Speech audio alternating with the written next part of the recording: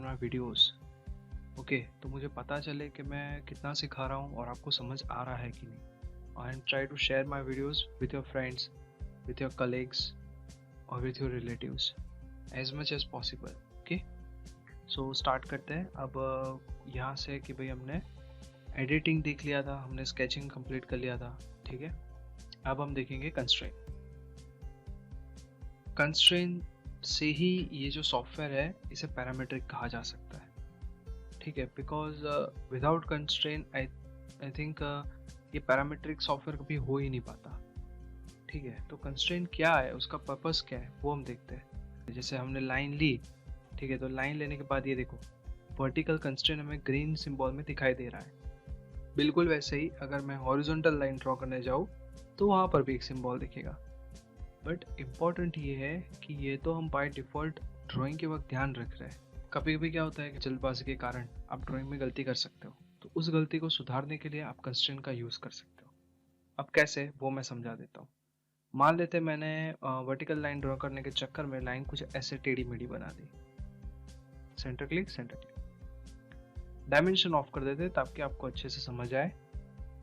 तो आप देख सकते हो कि भाई लाइन तो स्ट्रेट है नहीं, तो उसको स्ट्रेट करने के लिए आप वर्टिकल का यूज़ कर सकते हो। यहाँ से सिलेक्ट कर लो, लाइन पर जाओ, इसे क्लिक कर लो, हो गया काम।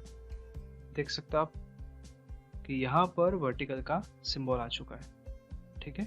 सेंटर क्लिक करके बंद कर दो। तो ये टूल का आप ऐसे यूज़ कर सकते हो। दूसरा है हॉरिजॉन्टल। हॉरिजॉन्टल भी उतना ही आसान है। सपोज एक एग्जांपल लेते हैं, जैसे ये लाइन मुझसे कुछ ऐसी बन चुकी है, ठीक है। तो मेरे पास दो ऑप्शंस है, एक हॉरिजॉन्टल, दूसरा परपेंडिकुलर। इस केस में मैं परपेंडिकुलर का यूज कर सकता हूँ, वो भी बता रहा हूँ, ध्यान देना। सबसे पहले तो हॉरिजॉन्टल, यहाँ से मैंने इसे सिलेक्ट कर लिया, ये हो गया हॉरिजॉन्टल, सेंटर क्लिक। लेकिन अगर मुझे परपेंडिकुलर का यूज करना है तब भी मैं कर सकता हूँ। क्यों?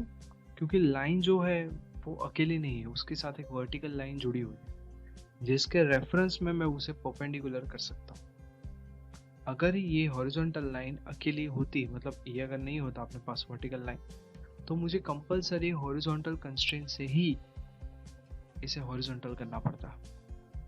लेकिन I have an option, so let's have a look. Perpendicular, पहले इसे सिलेक्ट करते हैं, फिर इसे सिलेक्ट करते हैं, हो गया। जिसके रेफरेंस में करना है उसे पहले सिलेक्ट करना है, उसके बाद दूसरा ऑप्शन, ठीक है। जो आपका दूसरा ऑब्जेक्ट है वो उसके बाद सिलेक्ट करना है आपको, ये ध्यान रहे। Centre click. तो इतना आसान रहता है कंस्ट्रेंट्स का यूज, ठीक है। कंस्ट्रेंट की समझ आपको एक बार आ गई तो आप इजीली उसे यूज कर सकते हो, ठीक है। तो हमने वर्टिकल देखा, हॉरिजॉन्टल देखा और परपेंडिकुलर देखा। उसके बाद है टेंजेंट। अब टेंजेंट के लिए हमें चाहिए एक सर्कल, ठीक है, और एक लाइन भी ले लेते हैं। एक यहाँ पर बना लेते हैं, एक वर्टिकल बना लेते हैं। और टेंजेंट मतलब ना किसी एंगल पे ही लाइन होनी चाहिए, ऐसा बिल्कुल भी ज़रूरी नहीं है। वो आपके ड्राइंग पे डिपेंड करता है कि आपके ड्राइंग में कैसी डिमांड है, कैसी ज़रूरत है, कैसी रिक्वायरमेंट है। वो रिक्वायरमेंट के हिसाब से आपको कंस्ट्रेंट का यूज़ आना चाहिए। मेरा कहने का वो मतलब है। कभी होता है कि भाई वर्टिकल लाइन के साथ या हॉरिजॉन्टल लाइन के साथ कोई सर्कल टेंजेंशियल है, तो कैसे करेंगे? बहुत आसान है, टेंजेंट लेना है, ठीक है, सर्कल सिलेक्ट करना है, लाइन सिलेक्ट करनी है, हो गया काम। ये पैरामेट्रिक सॉफ्टवेयर है, आप डायमेंशन चेंज कर सकते हो, सेंटर क्लिक। मैंने डायमेंशन ऑफ करके रखा है, ये देखो, ये है कि नहीं? तो आपको जितना रिक्वायरमेंट है वो फिर चेंज कर दो। इम्पोर्टेंट क्या था? टेंजेंट होना।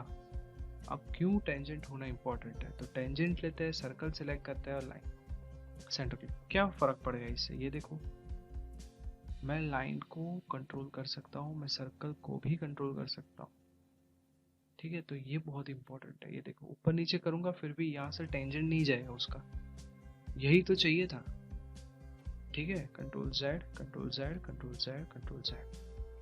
एक काम करते हैं, इंक्लाइन लाइन के साथ करके देखते हैं। टेंजेंट, सर्कल,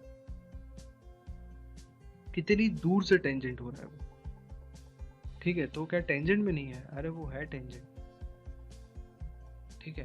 पर क्या होता है कि आपको डायमेंशंस देने हैं, तो आप यहाँ से सिलेक्ट करो, उसको थोड़ा ऊपर ले लो, ठीक है, और फिर जो डायमेंशन रिक्वायर्ड है वो दे दो, हो गया काम। ठीक है, तो आपको प्रैक्टिस किस चीज़ की करनी है? टेंजेंट करना आना चाहिए। मान लीजिए मेरे पास 3 सर्कल है, टेंजेंट ये सर्कल और ये सर्कल, ये सर्कल और ये सर्कल, ये सर्कल और ये सर्कल, लो हो गया काम। अब देखो, चाहे मैं इसे कितना भी बड़ा छोटा कर लूं, क्या हो रहा है? ये टेंजेंट ही रहेगा, ठीक है। तो इस प्रकार से आप टेंजेंट का यूज कर सकते हैं, ठीक है। अब हम देखते हैं मिड पॉइंट और कोइंसिडेंट। दोनों में ना थोड़ा सा अंतर है, बहुत ही बारीक। एक काम करते हैं, पहले हम कोइंसिडेंट समझने की कोशिश करते हैं, तो मिड पॉइंट जल्दी समझ में आ जाएगा।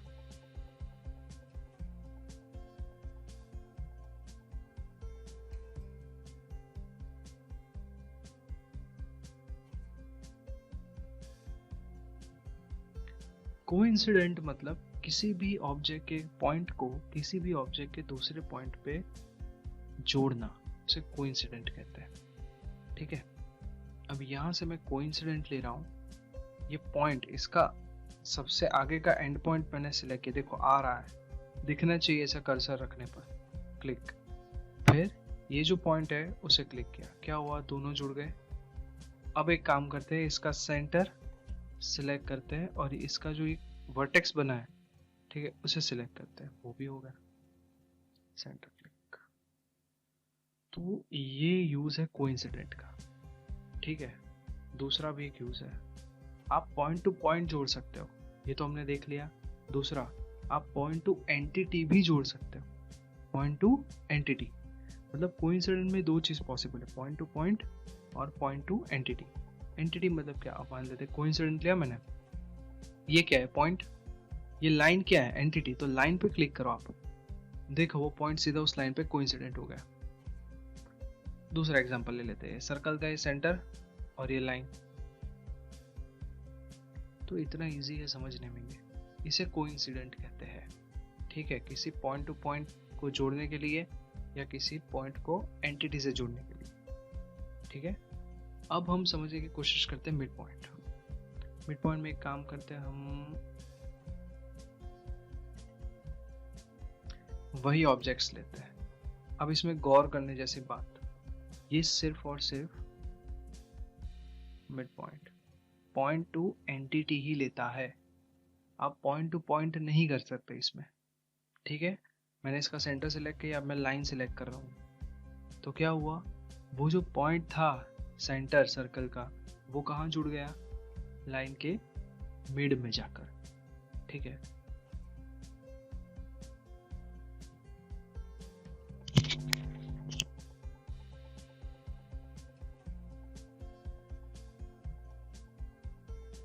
अब हम दूसरा एग्जांपल देखते हैं। मान लीजिए जो हॉरिजॉन्टल लाइन है उसका ये पॉइंट आगे का, वो मुझे इस लाइन के मिड पे चाहिए, तो ये पॉइंट सिलेक्ट किया और ये लाइन सिलेक्ट कर ली। लाइन कहीं से भी सिलेक्ट करो, कोई फर्क नहीं पड़ता, सेंटर क्लिक। तो आपको अगर कोई पॉइंट किसी लाइन किसी भी एंटिटी के मिड पे चाहिए, तो आप किसका यूज करोगे? Mid point. और मिड पॉइंट क्या करता है? Point to entity he join करता है, ठीक है। कोइंसिडेंट में पॉइंट टू पॉइंट और पॉइंट टू एंटिटी पॉसिबल है, ठीक है। तो हमने 6 चीजें सीख ली। नेक्स्ट हम देख रहे हैं सिमेट्रिक। सिमेट्रिक के लिए एक काम करते हैं, हम एक छोटा सा ड्राइंग बना लेते हैं।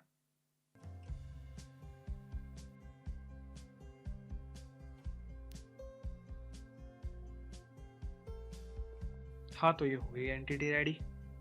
अब ना मुझे क्या चाहिए कि ये वाला जो पोर्शन है इसका हाफ, वो बिल्कुल इसके हाफ के सिमिलर हो, मतलब कह सकते हैं काइंड ऑफ मिरर। इस तरफ का जो पोर्शन है वो बिल्कुल सामने के मिरर होना चाहिए।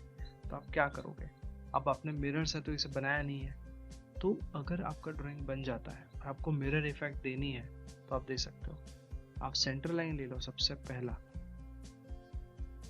ठीक है।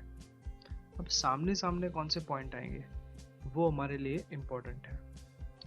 यहाँ से सिमेट्रिक ले लो, सिमेट्रिक लेने के बाद आपको क्या सिलेक्ट करना है, सेंट्रल लाइन, फिर ये एक पॉइंट और ये दूसरा पॉइंट। देखो यहाँ पर सिंबल आ गया सिमेट्रिसिटी का। वापस से एक सेंट्रल लाइन। अब पीछे के दो पॉइंट, ये वाला और ये लेफ्ट वाला, क्योंकि ये दो भी एक ही लाइन में आएंगे, तो इसे सिलेक्ट कर लेते हैं और बिल्कुल ऐसे ही इसे सिलेक्ट कर लेते हैं। हो गया काम, और कुछ करना ही नहीं है। बाकी सब तो अपना हिसाब से ठीक ही है। देखो अब मैं देखो कुछ भी चेंज कर सकता हूँ। इसे सिलेक्ट कर लेते हैं आगे की तरफ। आप कोई भी चेंज कर सकते हो, कोई भी। ठीक है, तो इतना इजी रहता है और इफेक्टिव रहता है सिमेट्रिसिटी। ठीक है,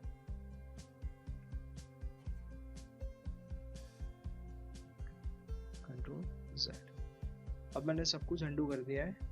अब दूसरी भी एक बात है जो आप कर सकते हो, और वो है इक्वल। हाँ, इक्वल लेते हैं। ये जो लाइन है ये हॉरिजॉन्टल बिल्कुल इसके बराबर होनी चाहिए, दोनों सिमिलर हो गई। इसकी हाइट इसके बराबर, सॉरी कंट्रोल Z, इक्वल। इसकी हाइट और इसकी हाइट सेम होनी चाहिए, हो गई कर। अब देखो, देख सकते हो आप। हाँ, सिमेट्रिसिटी नहीं है इसलिए वो एक ही पोर्शन हिलेगा, मूव होगा, क्योंकि इसे हम बड़ा छोटा कर सकते हैं। ठीक है, पर ये जो हाइट है वो सेम रहेगी। और तो इस प्रकार से आप इक्वालिटी दे सकते हो। और भी एक एग्जांपल है, देख लेते हैं। यहाँ पर ये तीन सर्कल को मैंने टेंजेंट किया था। अब इन्हें हम एक काम करते हैं, कोइंसिडेंट देते हैं, मतलब ये पॉइंट और ये पॉइंट।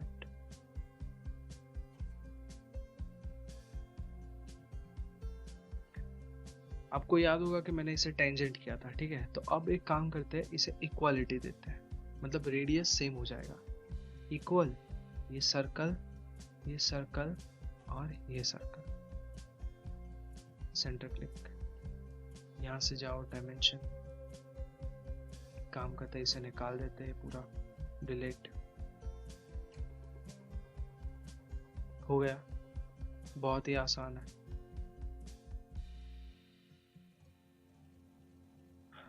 तो एक ही डायमेंशन है, इसको मैं अगर दे देता हूँ 12, तो 3 और 12 के हो जाएंगे।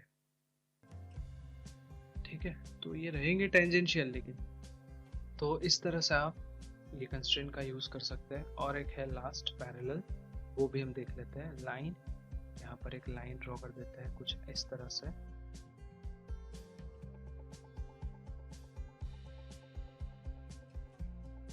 इसे स्ट्रॉन्ग कंस्ट्रेंट कहा जाता है। ठीक है, इसके पास कोई कंस्ट्रेंट नहीं है, वर्टिकल या हॉरिजॉन्टल। तो अगर मैं पैरेलल लेता हूँ, वर्टिकल सिलेक्ट करके फिर इसे सिलेक्ट करता हूँ, तो वो भी वर्टिकल बन जाएगी, कंट्रोल Z। अगर पैरेलल लेकर मैं हॉरिजॉन्टल सिलेक्ट करके फिर इसे सिलेक्ट करता हूँ, तो वो हॉरिजॉन्टल बन जाएगी। तो इस बात का इंपॉर्टेंस है कि आप जो पहली एंटिटी सिलेक्ट करो वो स्ट्रॉन्ग होनी चाहिए, और उसके बाद आप वीक, मतलब जिसके पास कोई कंस्ट्रेंट ही नहीं है उसे वीक कहते हैं, वो एंटिटी सिलेक्ट करो। अब अगर कोई ऐसी कंडीशन आती है जिसमें दोनों एंटिटीज वीक है, जैसे कि ये, ना ही इसके पास कोई कंस्ट्रेंट है ना ही इसके पास, ऐसी कंडीशन में सिलेक्ट करते हैं, इसे सिलेक्ट करते हैं, दोनों एक दूसरे के पैरेलल हो जाएंगे। अब इससे होता क्या है बता देता हूँ। देखो, वो कहीं पे भी हो, मतलब अगर आप एक को वर्टिकल दे भी देते हो तो दूसरा अपना आप वर्टिकल हो जाएगा, कंट्रोल Z। हॉरिजॉन्टल, अगर आप किसी एक को हॉरिजॉन्टल कर भी देते हो, ठीक है, हॉरिजॉन्टल, अगर आप किसी एक को हॉरिजॉन्टल करते भी हो तो दूसरा अपने आप हॉरिजॉन्टल हो जाएगा। ठीक है, तो अब क्या हुआ, आपने दोनों एंटिटीज को एक दूसरे के पैरेलल बना दिया। ठीक है, तो ऐसा पॉसिबल है और आप कर सकते हो। ठीक है, यहाँ से लाइन लेकर इसे जोड़ देते हैं और इसे जोड़ देते हैं। अब एक काम करते हैं, हॉरिजॉन्टल, इसे हॉरिजॉन्टल दे देते हैं, इसे भी हॉरिजॉन्टल दे देते हैं। ठीक है, क्या बन गया, पैरेललोग्राम। ठीक है, तो आप कुछ भी कर सकते हो ऐसा। इम्पोर्टेंस क्या है, कंस्ट्रेंट आनी चाहिए, तो कंस्ट्रेंट की प्रैक्टिस ज़रूर करना। ठीक है, तो यहीं पर मैं कंस्ट्रेंट ख़त्म कर रहा हूँ। नेक्स्ट वीडियो में हम डायमेंशन और इंस्पेक्ट देखेंगे, और उसके साथ कुछ छोटी मोटी चीज़ें, जैसे स्केच की ये फाइल है, ये तो पर्टिकुलर स्केच की फाइल है। अगर स्केच आपको पार्ट फाइल में बनाना है तो आप कैसे क्रिएट करोगे, वो मैं आपको सिखाऊंगा। Please like, share and subscribe my videos, because मुझे भी पता चले कि आपको कितना सीखने को मिल रहा है। ठीक है, and stay home and learn well.